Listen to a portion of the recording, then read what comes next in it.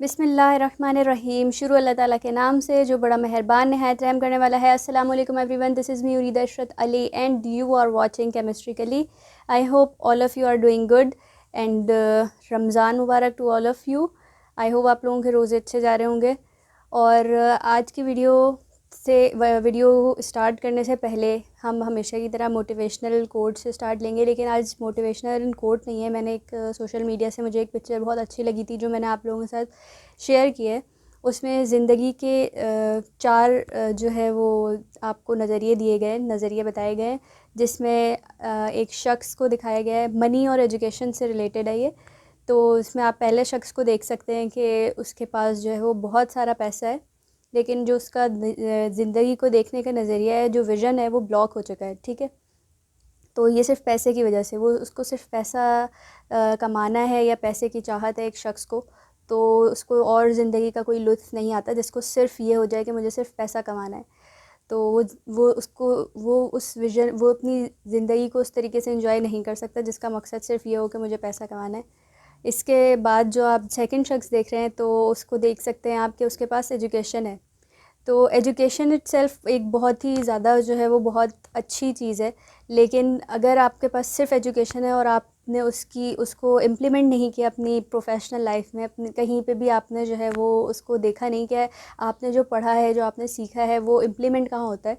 तो अगर आपके पास कोई एक्सपीरियंस नहीं है थोड़ा सा भी, तो आपका जो विज़न है, जो आपका लाइफ का व्यू है, वो लिमिटेड ही है, कि आपको पता ही नहीं है कि जो आपने पढ़ा है वो इम्प्लीमेंट कहाँ हो रहा है। और इसके साथ साथ आप तीसरे शख्स को देख सकते हैं कि उसके पास जो है वो पैसा भी है और एजुकेशन भी है। तो पैसा और एजुकेशन जो है वो आपको एक बैलेंस लाइफ देता है। ठीक है, आप उसका विज़न देख सकते हैं कि सबसे ज़िंदगी को जो बैलेंस तरीके से देख रहा है वो वही शख्स है। हालांकि ना उसके पास बहुत ज़्यादा पैसा है, ना उसके उसके पास दोनों चीज़ें मतलब बैलेंस है। तो आप उसका देख सकते हैं कि वो जो है कितना मतलब प्रॉपर उसकी लाइफ चल रही है, बैलेंस लाइफ है। वो हर अपनी लाइफ को हर तरीके से जो है वो एंजॉय कर रहा है। और इसी के साथ साथ जो लास्ट आप देख रहे हैं शख्स, वो शख्स ना उसके पास एजुकेशन है, ना उसके पास मनी है। तो वो फिर डार्क में ही रह जाता है। उसका कोई ज़िंदगी का मकसद ही नहीं रहता। या तो ऐसे लोग सुसाइड कर लेते हैं, या फिर गलत चीज़ों में, या आपका जो है वो नशे की तरफ आ जाते हैं, और इस तरीके से अपने आप को बिल्कुल समझते हैं कि वो वर्थलेस है। तो कुछ भी करें ज़िंदगी में, एजुकेशन और पैसा दोनों ही चीज़ें इंपॉर्टेंट होती हैं, और दोनों ही चीज़ें ज़रूरी हैं। बट सबसे ज़्यादा ज़रूरी है कि आप जो है वो अपने लाइफ को बैलेंस किस तरीके से रखते हैं। तो पैसा कमाना ज़रूरी है, बिल्कुल ज़रूरी है ज़िंदगी की ज़रूरियात के लिए, आसाइशों के लिए। लेकिन इतना ज़्यादा भी पैसा ज़रूरी नहीं है कि आप उसमें ज़िंदगी को एंजॉय करना ही भूल जाएं। ठीक है, और सिर्फ एजुकेशन जो है वो बहुत एजुकेशन इटसेल्फ बहुत ज़्यादा इम्पॉर्टेंट है। लेकिन वही वाली बात है कि अगर सिर्फ एजुकेशन हो आपके पास और आपने कहीं उसको मतलब अप्लाई नहीं किया, किसी को कोई फ़ायदा नहीं दिया, तो उस एजुकेशन का कोई मकसद नहीं रह जाता फिर। तो अब जो है इसी के साथ हम अपनी वीडियो स्टार्ट करेंगे, लेकिन उससे पहले मैं आप लोगों को बताती चलूँ कि अगर आपको केमिस्ट्री के लिए की लेटेस्ट अपडेट्स चाहिए, तो आप केमिस्ट्री के लिए के पेज को लाइक कर सकते हैं लेटेस्ट अपडेट्स के लिए। और इसके साथ साथ अगर आपको कोई भी क्वेरी है अपनी, या कोई भी सवाल आप पूछना मुझसे चाहते हैं, और या किसी भी टॉपिक से रिलेटेड हो, कोई भी हो, तो आप मुझे इस ईमेल एड्रेस पे ईमेल कर सकते हैं। और अब हम चलते हैं अपनी वीडियो की तरफ।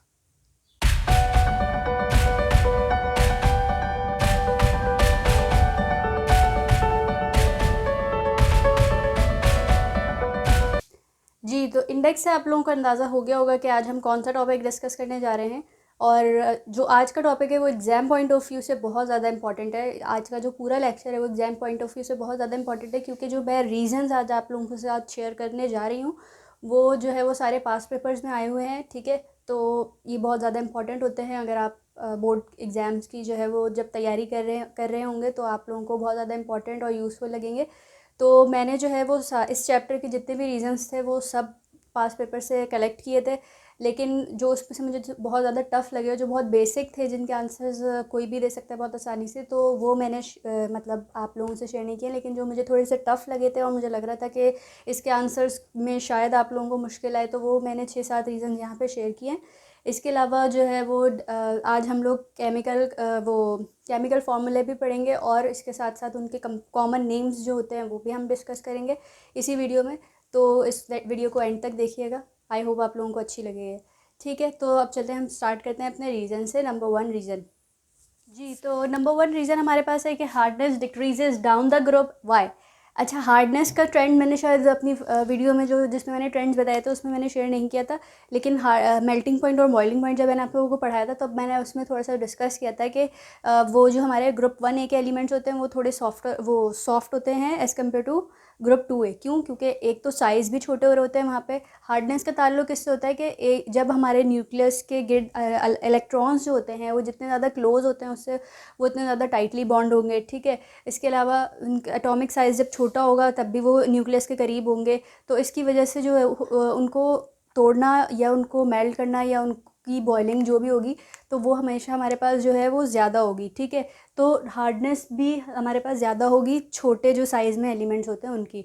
अच्छा, तो इसी का यही रीज़न है कि hardness decreases down the group. क्यों हो रही है? क्योंकि डाउन द ग्रुप किस तरीके से होगा मैंने बताया था आप लोगों को कि टॉप टू बॉटम जब हम आएंगे तो वो down the group, along the group आएंगे। ठीक है, डाउन द ग्रुप आएंगे तो हमारे पास हार्डनेस डिक्रीज़ होगी। क्यों? क्योंकि हमारे पास साइज़ इंक्रीज़ हो रहा होता है और इसके अलावा जो हमारे पास इंटरटॉमिक अट्रैक्शंस होती हैं उनकी वो वीकर हो जाती हैं, जिसकी वजह से जो है वो हमारे पास हार्डनेस जो होती है वो डाउन द ग्रुप डिक्रीज़ हो रही होती है। ठीक है, तो ये एक रीज़न था जिसको आप लोग नोट डाउन कर लें अपने पास।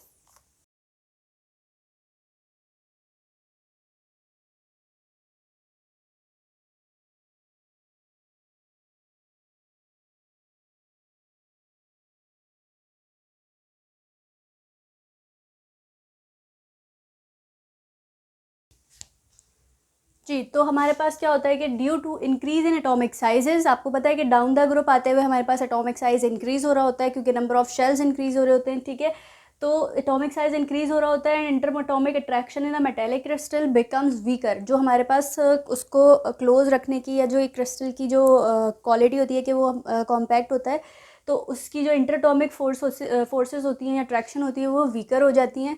ठीक है, जिसकी वजह say that is Y hardness decreases down the group. ठीक है, आगे आप वही लिख देंगे कि hardness increases down the group.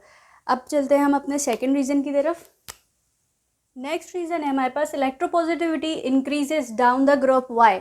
अच्छा, इलेक्ट्रोपॉजिटिविटी जो है वो रिवर्स होती है किसका? इलेक्ट्रोनेगेटिविटी का। अब मैंने इलेक्ट्रोनेगेटिविटी का आपको ट्रेंड शेयर किया था अपनी पिछली वीडियो में, तो उसमें मैंने आप लोगों को बताया था कि हमारे पास डाउन द ग्रुप इलेक्ट्रोनेगेटिविटी जो है वो डिक्रीज़ हो रही होती है और लेफ़्ट टू राइट हमारे पास इलेक्ट्रोनेगेटिविटी इंक्रीज़ हो रही होती है। ठीक है, तो जब हमारे पास electronegativity down the group decrease होगी तो इसका रिवर्स क्या है? इलेक्ट्रोपॉजिटिविटी। तो down the group electropositivity increase होगी अगर इलेक्ट्रोनेगेटिविटी डिक्रीज़ हो रही है। ठीक है, तो हमारे पास इलेक्ट्रोपॉजिटिविटी जो है वो रिवर्स होती है किसका? इलेक्ट्रोनेगेटिविटी का। इसके अलावा इसी के साथ जो नीचे वर्ड मैंने लिखा हुआ है मेटेलिक कैरेक्टर, अब आपके साथ रीज़न जो है वो दो तरीके से पूछा जा सकता है। या तो पूछा जाएगा electropositivity increases down the group, या फिर पूछा जाएगा metallic character increases down the group. ठीक है, तो मेटेलिक कैरेक्टर भी जो होता है उसका मतलब इलेक्ट्रोपॉजिटिविटी को ही कहते हैं।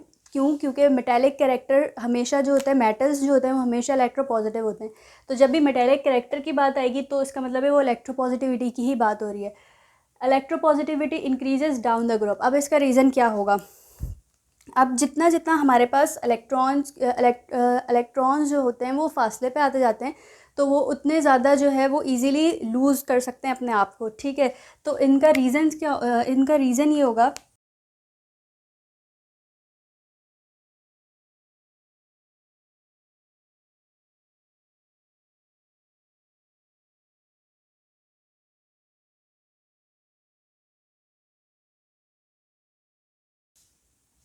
ठीक है, तो इसके जो है वो रीजंस में क्या लिखेंगे हम कि एटॉमिक साइज इंक्रीज़ हो रहा है, इसकी वजह से इलेक्ट्रोपॉजिटिविटी इंक्रीज़ हो रही है down the group. IP value का भी, आयनाइजेशन पोटेंशियल का भी आपको बताया था कि डाउन द ग्रुप जो है वो डिक्रीज़ हो रही होती है। तो ionization potential value decreases, that is why electropositivity increases. Electron population of valence shell decreases, हमारे इलेक्ट्रॉन की जो पॉपुलेशन है वो भी डिक्रीज़ होती है डाउन द ग्रुप। तो इसी वजह से जो है ये पॉजिटिविटी इंक्रीज़ हो रही होती है डाउन द ग्रुप। ठीक है, अच्छा अब हम नेक्स्ट रीज़न पे चलते हैं। नेक्स्ट रीज़न हमारे पास है elements of group 1A are good metals, and दूसरा रीज़न हमारे पास है alkali metals are highly reactive. Why? अच्छा, एलिमेंट्स जो होते हैं हमारे पास 1A के स्पेशली वो बहुत ज़्यादा अच्छे मेटल्स होते हैं। क्यों? इसका रीज़न क्या है? इसका एक तो रीज़न ये है कि एक तो ये शाइनी होते हैं, ठीक है, they are soft shiny, they are soft shiny, low melting, इनकी मेल्टिंग भी लो होती है, and highly reactive, and highly,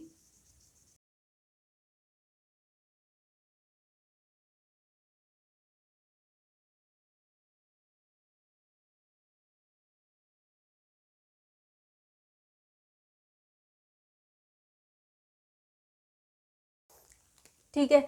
तो इसका रीज़न क्या है कि ये गुड मेटल्स क्यों होते हैं कि जो ग्रुप 1A के एलिमेंट्स होते हैं वो they are soft shiny low melting and highly reactive metals, और ये बहुत ज़्यादा अच्छे, बहुत ज़्यादा क्विकली रिएक्ट करते हैं, बहुत हाईली रिएक्टिव होते हैं कि मतलब आप इनको एयर में भी अक्सर एक्सपोज करेंगे तो ये उसके साथ फ़ौरन मतलब एयर के साथ भी जो है वो ये कंबाइन होकर मतलब ऑक्सीडाइज हो जाएंगे, ठीक है।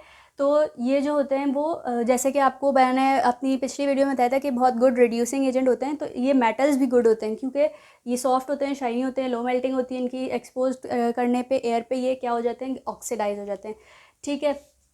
दूसरा क्या रीज़न है हमारे पास, alkali metals are highly reactive. अब ये रिएक्टिव हाईली क्यों होते हैं?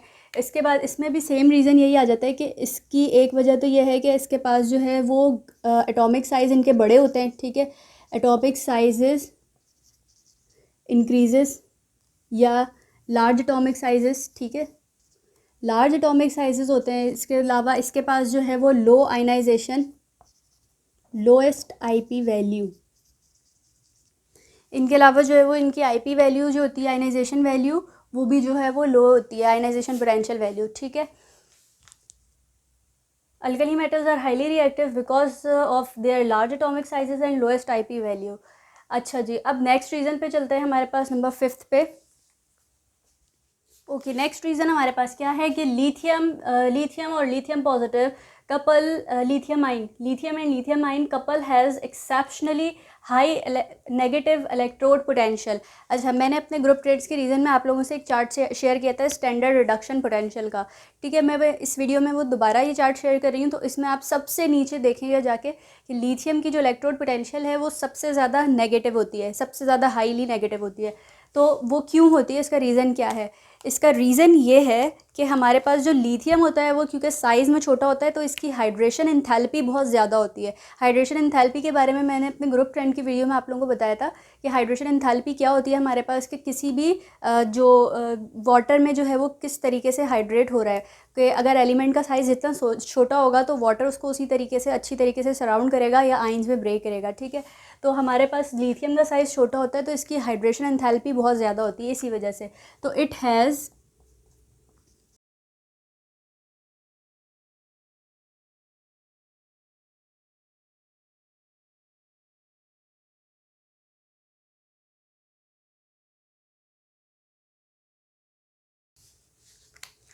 जी, तो हमारे पास क्या होती है कि it has high hydration and enthalpy that is 600 kilojoule per mole, that is why its promote the oxidation of lithium to form lithium positive ion, जिसकी वजह से क्या होता है कि वो लिथियम को फौरी तौर पे ऑक्सीडाइज कर देती है किसमें, लिथियम पॉजिटिव आइन में बहुत ज़्यादा क्विकली। तो जिसकी वजह से इनका जो रिडक्शन पोटेंशियल होता है वो हाईली नेगेटिव होता है, यानी कि इनका ऑक्सीडेशन पोटेंशियल बहुत ज़्यादा हाई होता है, ठीक है, जिसकी वजह से ये लिथियम जो है वो इस फॉर्म में फ़ौरन आ जाता है, एक्सेप्शनली नेगेटिव इलेक्ट्रोड पोटेंशियल है इसका। अच्छा ओके, अब नेक्स्ट रीज़न हम देखते हैं जी। तो नेक्स्ट रीज़न है कि alkali metals can not be used in voltaic cell. Why? अच्छा, ये रीज़न थोड़ा सा मुझे टफ़ लगा था, इसलिए मैं आप लोगों के साथ ये मैं इसको इम्पॉर्टेंट भी कहूँगी क्योंकि ये एक थोड़ा लॉजिकल रीज़न है। तो इसमें आप देख सकते हैं वोल्टिक सेल। अब इस रीज़न का आंसर देने के लिए आप लोगों को माइंड में एक चीज़ क्लियर होनी चाहिए कि वोल्टिक सेल और इलेक्ट्रोलिटिक सेल में डिफरेंस क्या होता है। तो वोल्टिक सेल जो होते हैं वो प्रोड्यूस करते हैं इलेक्ट्रिकल एनर्जी, ठीक है, जबकि हमारे पास जो इलेक्ट्रोलिटिक सेल होते हैं वो कन्वर्ट करते हैं इलेक्ट्रिकल एनर्जी को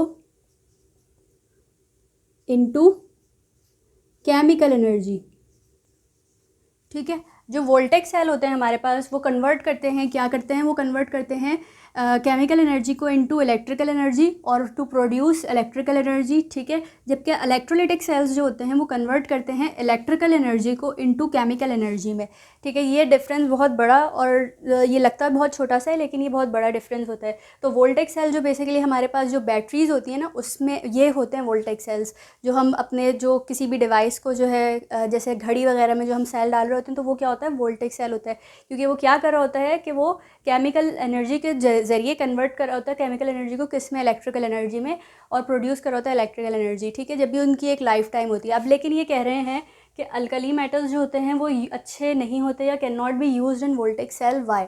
जबकि हम इलेक्ट्रोलिटिक सेल में यूज़ कर सकते हैं। इलेक्ट्रोलिटिक सेल में हमने प्रोड्यूस भी किया था NaCl, जो आपको याद होगा, ठीक है। तो ये क्या होता है इसका रीज़न कि alkali metals can not be used in voltaic cell because of high negative values of electrode potential, standard electrode potential of alkali metals. जिस अल्कली मेटल्स बहुत इजीली ऑक्सीडाइज हो जाते हैं, बहुत जल्दी से ऑक्सीडाइज हो जाते हैं, ठीक है। तो वो इस वजह से हम वोल्टेक सेल में उनको यूज़ नहीं कर सकते, क्योंकि वो उनकी लाइफ टाइम, उनको लाइफ टाइम थोड़ा होता है, और अल्कली मेटल्स जो हैं वो बहुत जल्दी रिएक्शन करवाते हैं, जिसकी वजह से indicate ease of oxidation since in voltaic cell. और वोल्टेक सेल में क्या होता है कि water is used as solvent. हम जो सॉल्वेंट यूज़ कर रहे होते हैं वो भी वाटर होता है, और मैंने आप लोगों को बताया कि वाटर से फौरी तौर पे ये जो है वो हाइड्रोलाइज, मतलब कि हाइड्रेशन एनर्जी, इंथैल्पी भी इनकी ज़्यादा होती है। तो ये water is used as a solvent, और वोल्टेक सेल में हम water as a solvent use कर रहे होते हैं। That is why alkali metals are readily oxidized in water, therefore they cannot be used in voltaic cell, ठीक है। आई hope आप लोगों को ये रीज़न क्लियर हो गया होगा। मैं एक दफ़ा और रिवाइज कर देती हूँ कि अल्कली मेटल्स जो होते हैं उनकी उनका high negative value of standard electrode potential होने की वजह से उनके अंदर ईज़ ऑफ ऑक्सीडेशन बहुत ज़्यादा जल्दी हो जाती है। और वोल्टेक सेल में हम जो सॉल्वेंट यूज़ कर रहे होते हैं वो वाटर होता है, और ये वाटर से रेडिली रिएक्ट करवा देते हैं, जिसकी वजह से हम इन्हें जो है वो यूज़ नहीं करते वोल्टेक सेल में, ठीक है। आई होप आप लोगों को ये रीज़न क्लियर हो गए होंगे, ठीक है। अब हम चलते हैं अपने लास्ट रीज़न की तरफ। अच्छा, जो लास्ट रीज़न है हमारा आज का, तो वो ये है कि lithium and beryllium are markedly differ from other members of the family, why. अच्छा, लिथियम और बेरिलियम जो होते हैं वो टॉप मोस्ट एलिमेंट होते हैं ग्रुप 1A ग्रुप 2A के, ठीक है। ग्रुप 1A का लिथियम होता है और ग्रुप 2A का जो होता है वो बेरिलियम होता है। लेकिन क्या वजह है कि ये जो है वो काफ़ी डिफ़र होते हैं इनके बाकी other members of the family से, ठीक है, ऑफ देयर फैमिली से। तो इसका रीज़न ये है हमारे पास कि एक तो ये साइज़ में जो होते हैं वो छोटे होते हैं as compare to other members of और lower members of their group, ठीक जी। तो साइज़ में छोटे होते हैं, ठीक है। इसके अलावा हार्डर होते हैं as compare to other members of the family. और इसके अलावा क्या क्या होते हैं ये कि इनकी जो इलेक्ट्रोपॉजिटिविटी है वो भी लोएस्ट होती है।